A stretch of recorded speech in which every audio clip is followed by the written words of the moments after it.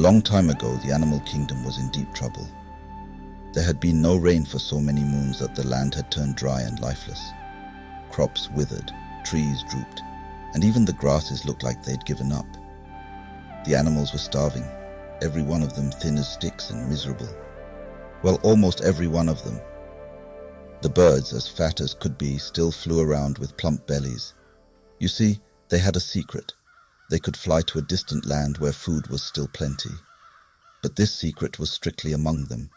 They didn't want anyone else to know, especially the ground-bound animals who would swarm the place and ruin everything. One day, Tortoise, tired of gnawing on dry leaves and empty air, waddled over to the birds. "Hey, friends," he said, doing his best to smile despite his rumbling belly. "You all look well fed. Care to share your secret?" The birds exchanged worried glances. "Oh no," said Sparrow, shaking his head. "If we tell you, you'll blab it to everyone, and soon enough, there won't be anything left. Besides," he added with a smirk, "you're not exactly the most trustworthy creature, Tortoise." Tortoise feigned a look of hurt. "Me? Untrustworthy? That was years ago. I've changed, I swear. Cross my heart." He even made a dramatic motion across his shell. "I won't tell a soul. Please, just one little trip. I'll only take what I can eat." The birds held a meeting. After much chirping, cooing, and squawking, they reluctantly agreed. "All right, we'll take you," said Parrot, eyeing Tortoise with suspicion. "But there's one problem. You can't fly." Tortoise thought for a moment, then his face lit up. "What if each of you gives me one feather? Just one. I can glue them to my back, and you can teach me how to fly. I'm a fast learner, you know." The birds, doubtful but too tired to argue, agreed.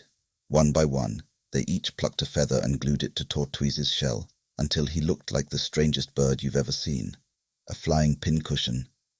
They taught him how to flap and glide, and soon enough he was flying. "Before we go," warned the birds, "there are rules. We're going to a feast in the sky, but you're not allowed to take any food with you. Eat as much as you want, but no bags, no containers. That's the deal with our host." Tortoise nodded enthusiastically. "Of course, no bags, no containers. I'm just here for a good meal." With that, they flew up into the sky, Tortoise flapping his makeshift wings as hard as he could. When they arrived, the feast was grand.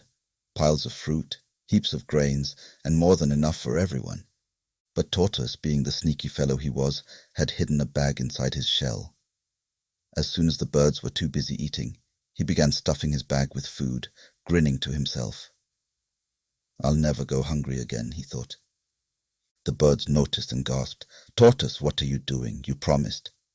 Their host, a great eagle with piercing eyes, was furious. "You've broken the agreement," he boomed. "None of you are welcome here again. This is your last visit." The birds were ashamed and angry. "You've disgraced us," shouted Parrot. "Because of you, we've lost our only food source."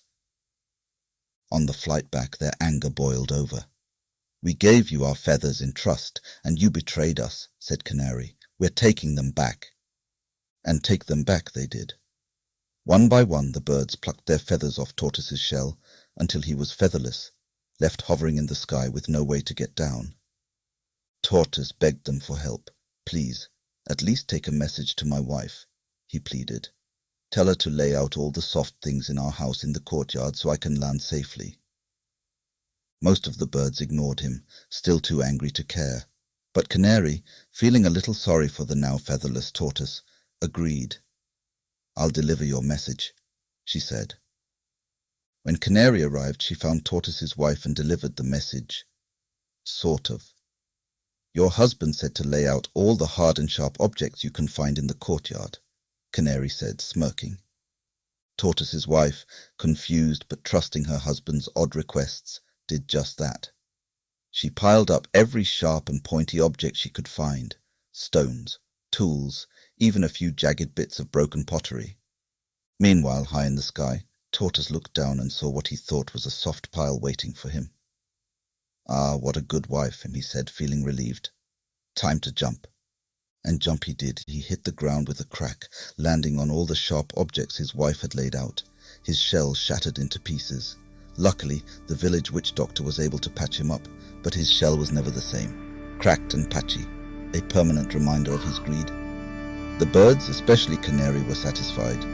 They had taught Tortoise a hard lesson. When you trick others, you're the one who gets tricked in the end. And that's how the tortoise got his patchy shell. Remember, those who fly too high on borrowed wings are bound to fall.